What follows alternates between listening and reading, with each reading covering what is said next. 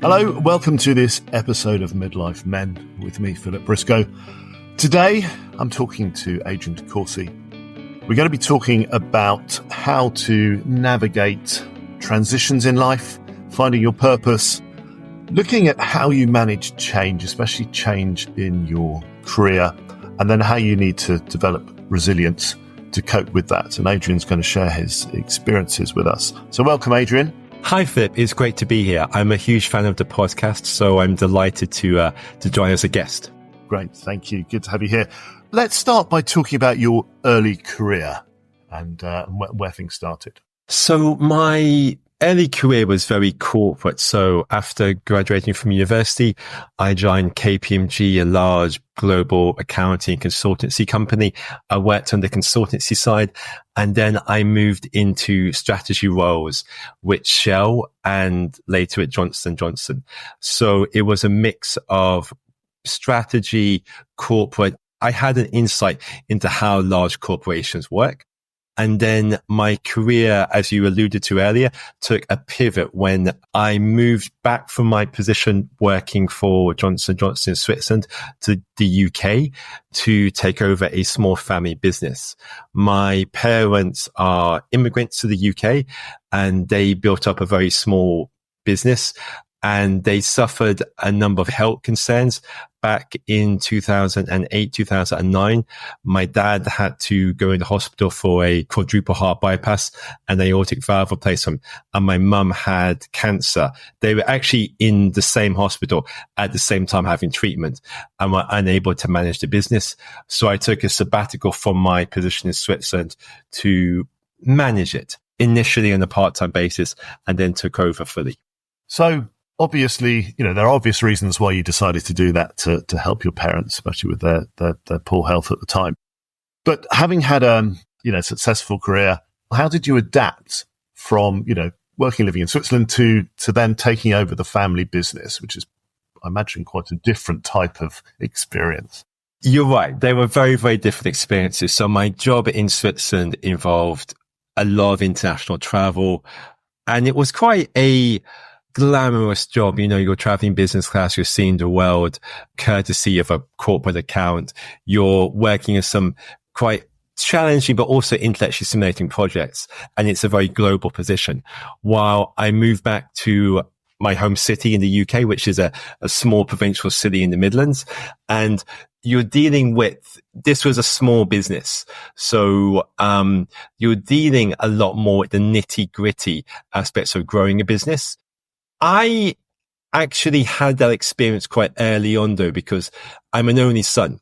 And as my parents were, bootstrapping the business, it was discussed at the family breakfast and dinner table. So I had a good insight into it early on.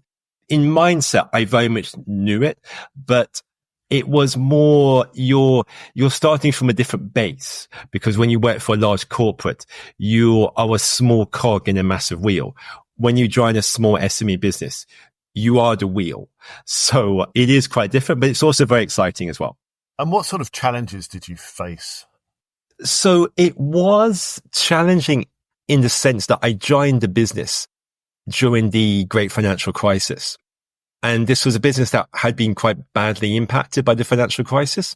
So I very much had a burning platform, and there were pros and cons to that. By having a burning platform, it's easier to bring about change because there's no alternative.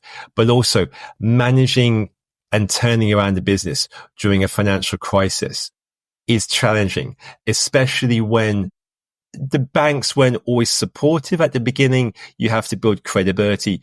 I had not been in the business for a long time. I mean, I grew up with it as a child, but had not been active in it for a long time. So people didn't really know me.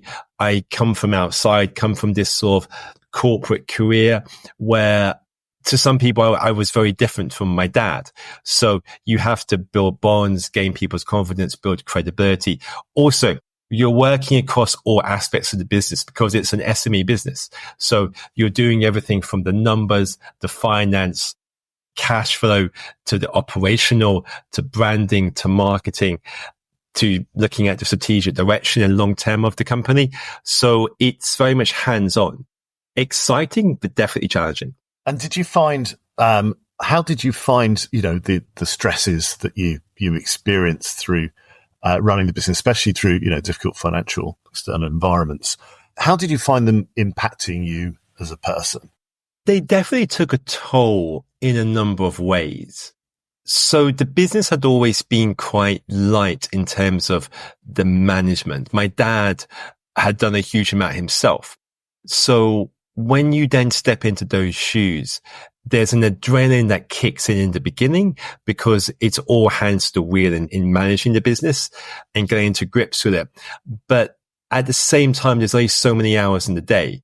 And I was someone who would burn the candle at both ends. So be getting up at 4:35 in the morning, but often being working until midnight and so on. And what I found was the business seeps into every aspect of your life. And it was very difficult at times to be able to switch off. I was very bad at being able to I basically did not have a work-life balance. And I think that is damaging in the long term. You can manage, you can get by in the short term, but medium to long term, that definitely takes a toll. And so what sort of coping mechanisms did you put in place? So I should be very honest. Initially, there was no real coping mechanisms. It was an all-in mentality of just trying to do everything. But obviously I learned that that's not sensible. And over time, I have developed coping mechanisms. One is I try to be more strict with my time. So I like to plan out my day and week as much as possible. Now, in a entrepreneurial life, it's impossible to really plan everything tightly, but you can put guidelines in place. So I no longer really work very late into the evening because I know that impacts my sleep because it will be on my mind before going to bed. I've also learned to meditate, although I need to be honest with you, and that's always a work in progress. So I use an app called Healthy Minds, which I find very useful, but I'm not great at meditating.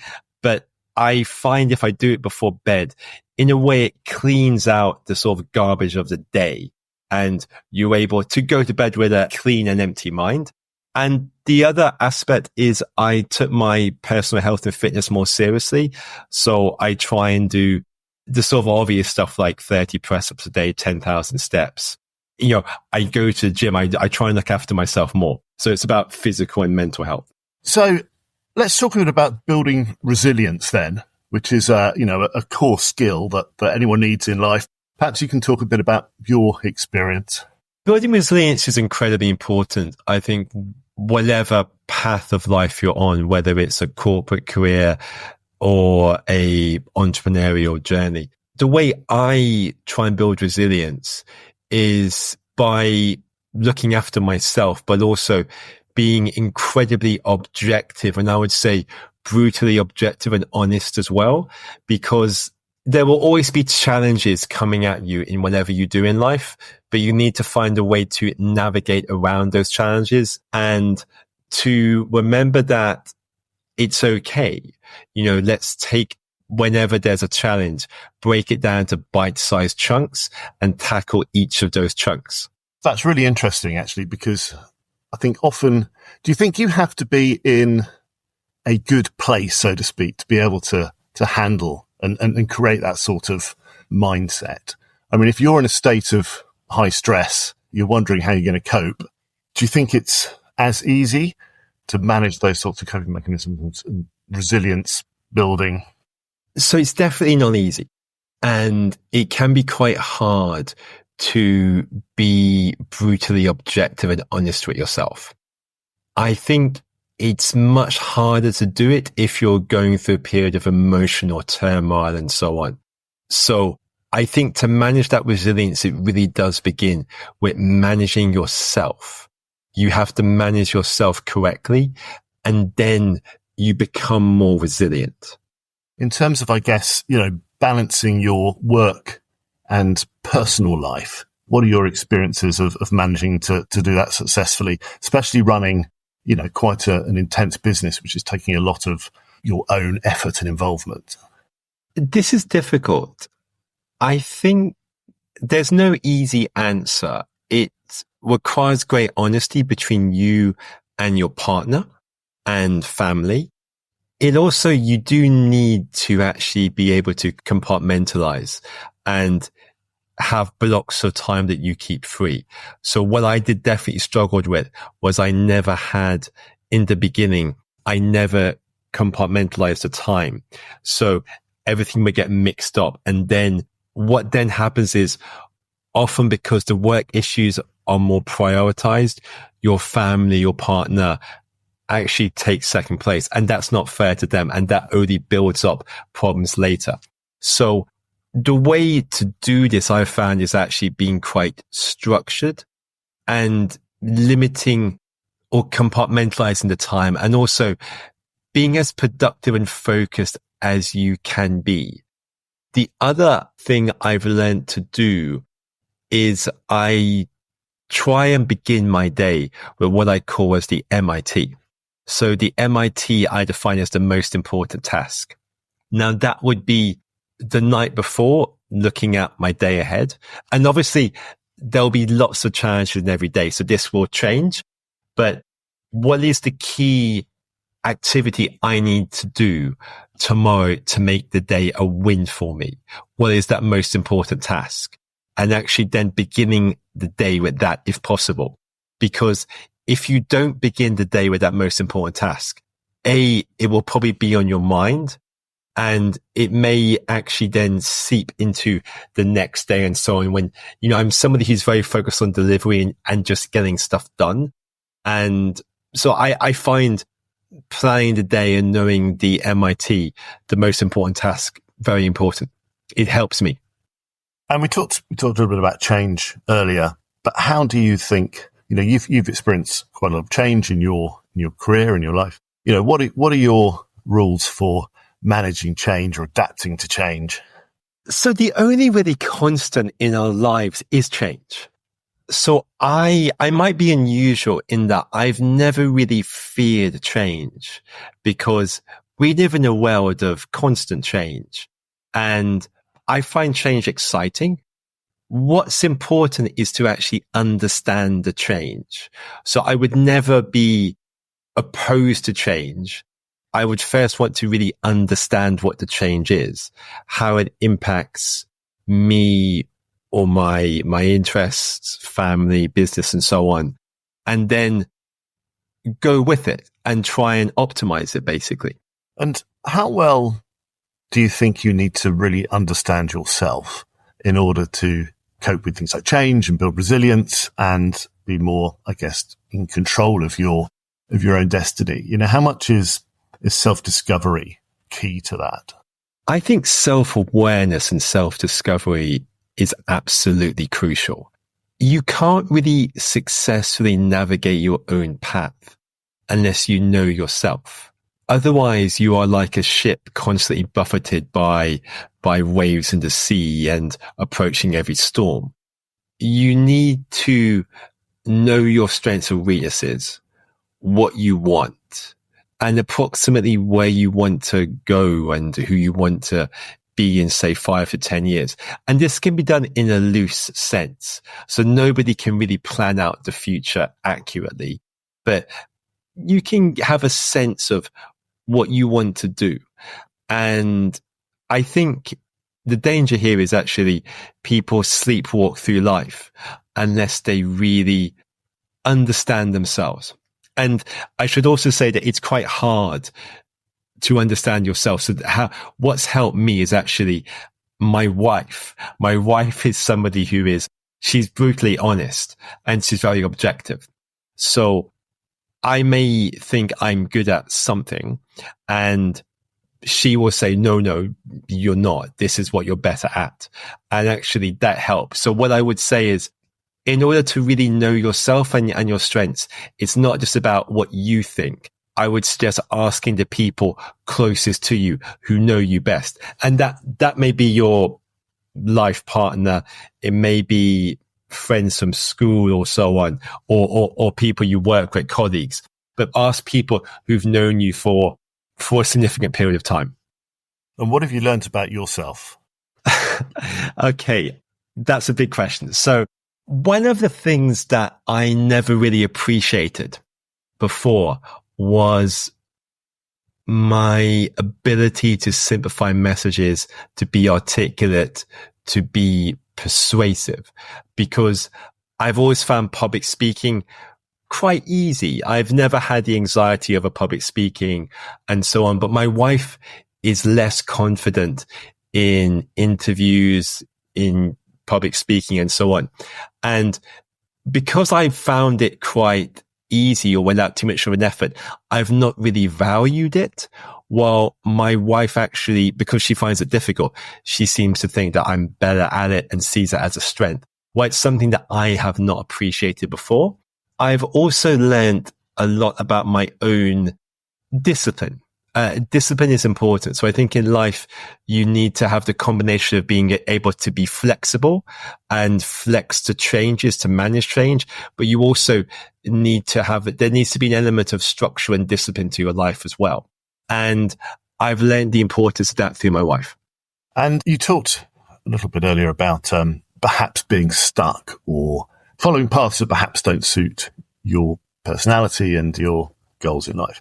What advice do you give to those people that are feeling stuck, especially perhaps in midlife where you've got financial commitments, perhaps you haven't got the ability to jump and do something else because you need to support yourself and others? What advice do you have on, it's all very well kind of knowing yourself and what you want, but you can feel that that's not possible to obtain? I think the way to then do it is to be practical. So take a multi-step process. The first step is looking at what you want to do. So Philip, in your case, you want to do the podcast. You know the podcast is going to take up elements of your time. So it's about planning that and also ensuring that you or anyone else has the resources in place to make those other commitments. So we're all in midlife, both of us and people listening to this probably. And it's likely then that people have family commitments, married, children, and so on. So you might not be able to make that pivot or jump immediately, but you can plan to do it. Financial planning, putting some funds aside, making sure you have the financial ability to make that jump. The other thing I would say is you don't have to make any jump suddenly. You can spend 6 months, a year doing something as a side hustle. There's many great businesses that began as side hustles, people testing out the market, seeing if there's an appetite for what they do before going in. So I would say it's not a case of someone instantly jumping. It's a case of putting in place the building blocks to do that pivot. And are there any kind of other podcasts or philosophies in life that you kind of try and live by, or you find useful and you could pass on? Yes, so I'm a huge podcast listener. So I like to walk a lot and I listen to a number of podcasts. The ones I listen to, including your own, of course, I listen to Tim Ferriss, and I find, although the episodes are quite long, often between 2 and 3 hours, there is a lot to learn from them. So if I give you an example, I've mentioned how I've struggled to meditate and so on. And it's a constant work in progress. And I learned some tips from one I listened to a few weeks ago. And I also like learning about people's journeys. I'm always fascinated by people we all struggle in life to some extent, but people who've achieved success on their paths. And what's really important is nobody ever follows the entirely straight path in life. There's always pivots. There's always going to be issues. And it's actually learning from the example of others. And in terms of any other well-known figures who might provide advice, who else do you get lessons from? So one person who I try and take some inspiration from is Charlie Munger.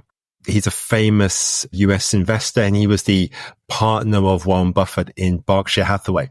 And there's a famous quote, which I try and live by. And the quote is this: spend each day trying to be a little wiser than you were when you woke up. Day by day, at the end of the day, if you live long enough, you will get out of life what you deserve. So I try and spend each day being a little bit wiser before I go to bed than when I started the day. So looking back on your journey so far, what would you do differently? This is an interesting question. What I would have liked to have done differently is to know myself more earlier. I may have done things slightly differently and explored other options. I would probably also have at the beginning spent more time looking round than actually before committing to certain paths. But on the whole, there's not a huge amount I would have changed because, I see life as a work in progress and we're both midlife. So there's a huge opportunity ahead of us to be whoever we want to be and follow whatever path, so this is a question where we have an exciting opportunity ahead of us because we have time. Any moments stand out more vividly than others for you in terms of, looking back at lessons learned? I definitely think I probably, with my parents being ill and moving back to the UK to manage a family business was very much a turning moment in my life because if I'd simply followed a corporate career, my next move was to Singapore. And at that stage, you're very much on a corporate path and you were climbed a ladder. So that was definitely a turning point. But I learned a huge amount about it. I mean, I grew the business quite substantially, helped it win a Queen's Award for Enterprise. And it was listed as one of the top 1,000 companies to inspire Britain in a survey. So they're achievements I would not have been able to do in a corporate career. So that's definitely a turning point. My marriage as well. So as I mentioned, my wife is a truly exceptional person. So I'm genuinely lucky to have found her. And I'm enormously, happy to have married her. So she's an amazing person.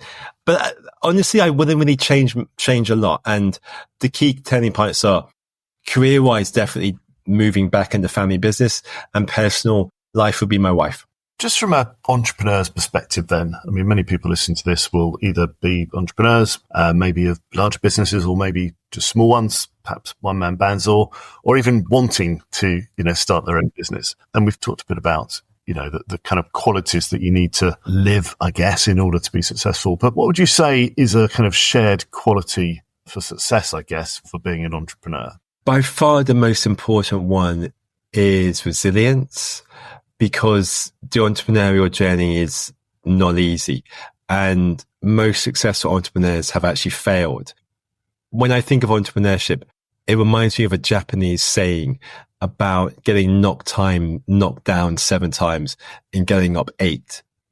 Building a business from scratch or even going into one midway, they're difficult, they're challenging, and it requires a certain type of person, because if you are going down your entrepreneurial route, it means you become a jack of all trades, because you've got to look at everything from business development to finance to operations to health and safety to, it's a very all encompassing path. So I definitely think you need to be resilient. I would also say the other 2 qualities are an ability to be flexible and change your mind, because there's a saying by the economist Keynes that when the facts change, I change my mind. You will often, as an entrepreneur, try different avenues, different goods or services which may not work, and you will need to pivot quite a lot. So you need to be flexible in your mindset. And the third aspect I'd say is you need to be brutally honest with yourself and objective. So objectivity is really, really important. If something's not working, you need to cut it quick and move on. Do you think you have to learn by your mistakes? This is all great advice for people listening, but do you think you only really learn by making, a mistake and then pivoting from that? Yes. So I have an MBA, and an MBA is great, but an MBA is very theoretical. And I learned a huge amount more by making mistakes. I learned far less by areas where I've been successful, but when I failed, it's been sore, it's been painful. You have the scars on your back, they're scorched, on my mind. So you have to make mistakes. It could be expensive. It's like entrepreneurship is like an expensive MBA in some ways. But fundamentally, yes, you have to make those mistakes. So I would say, don't worry about making the mistakes. It's okay as long as you learn from them. Do you think anyone can become an entrepreneur? Can anyone start their own venture? My honest answer is probably not. And it's because it depends on the business and it depends on the sector and the time and so on. But if you want to scale up a business, it does require immense energy, resilience, and a laser focus. And I think it's very hard if you're scaling up a business that your family won't be impacted, at least emotionally, because you won't be able to commit as much time to them as you would want to. So it depends on what type of business you want to build. I'm an ambitious and competitive person. So for me, it would always be all in. And actually, that's difficult. And you need to have an honest discussion with your family as well. It's easier to be an entrepreneur when you're younger, when you have less commitments. And people listening to this podcast, and perhaps they're feeling a kind of an impasse, or there's something that they're struggling to deal with, or maybe, they are just feeling stuck and they know they're perhaps following the wrong path in their career and they want to do something else. And you've given a lot of advice, but, at very high level, what would that one piece of advice be? To do it if they're serious and if they want to make the pivot to do it, and to do it for the following reason. We only have one life. If you're an accountant, for example, and you want to be an artist, that's a very different path. You will regret it if you don't do it. So my advice will be to do it, but my advice would also be to put in place the fallback mechanisms to ensure that you have the financial security for your family, and not to just jump instantly, to actually plan the pivot. And be willing to also set out a timeline, so of maybe a year, 2 years. So take the time to actually make sure it's a success. Let's talk a bit about the importance of self-care and mental well-being. Self-care is really, really important. It's something that I neglected for a long time, and I'm happy to tell you what I do. So meditation is important to me. I meditate between 10 and 20 minutes a day. I find it useful in just blocking out the noise and calming the mind. It's not something I'm naturally good at because I have a sort of monkey mind. I have lots of thoughts going through my mind, and to actually be able to make some clear space and block out those thoughts and being able to do it is really important, but it's a skill you develop over time. For those that don't know what that means, can you just explain a bit more? What are you actually doing when you're meditating? So what I do is I just basically try to put the focus of my mind on the flow of air in and out of my nose. So in the normal day-to-day of life, we will always have a backtrack in our mind telling us, we're late for something or we should do X, Y, Z. I just try and clear all that out for 20 minutes and just focus on the airflow. It means that you do have to focus. When thoughts come into my head, I just say, I mentally say to myself, I acknowledge that, but now's not the time. And I basically then go back to the airflow. In the beginning, it was really hard. So I began as probably the worst meditator in the world because I literally couldn't do it for like a minute or two. And it doesn't work every time. It's actually not easy, but over time, you get to a place where actually it's almost serene, where you have this clarity. And I find that clarity quite calming, quite peaceful. It's very helpful for me, especially in a modern world where there's a lot of chaos and there's a lot of noise out there. And I think what's really important is you don't want to be subject to the noise, dip in and out of it, but you want to be on your own journey. And meditation helps just calm the mind and bring clarity. And then what about other other methods. We talked a little bit about the concept of a digital sunset before we started recording. Do you want to expand a bit on that? I'm a huge fan of a digital sunset. I think we live in a very much on-demand culture.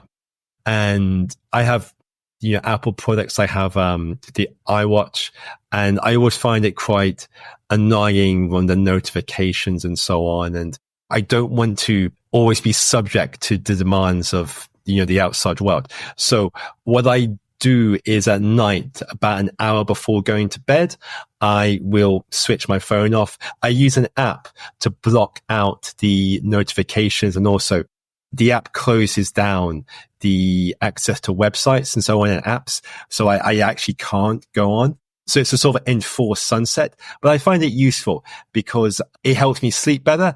And it means that you get like an hour to do something else, to watch TV, talk to your family, have some meaningful downtime at night. The other thing I would say is on the meditation, because it's not easy, I download a free app called Healthy Minds, which I use. It's very helpful. It's for all levels, but it's a very good way to experiment with meditation as a beginner. Brilliant. Thank you, Adrian. Thank you for sharing your advice, for sharing your story. We'll put a link to that app as well in the description. But thank you for joining us, Adrian. No, thank you for the invitation. It's really great to be on your podcast. As I said, I'm a huge fan. And yeah, I very much look forward to listening to more episodes in the future. Thank you for tuning in to the Midlife Men podcast with me, Philip Briscoe. I hope Adrian's story resonated with you and provided some practical insights. As he mentioned, the Healthy Minds app is free to download and use. Feel free to check it out as an additional resource on your mental well-being journey. If you have a story to tell, anything your experience would help others, then please get in contact either via the website, mid-lifemen.com, or email me at midlifemen01@gmail.com. If you enjoyed listening, then please do rate and review the podcast. It really does help get spreading the word and reaching more people who might benefit from the stories shared by my guests. Finally, there's now a book called Men Speak Up, Journeys Through Mental Health, based on the podcast, and it's available to buy on Amazon and through other online retailers.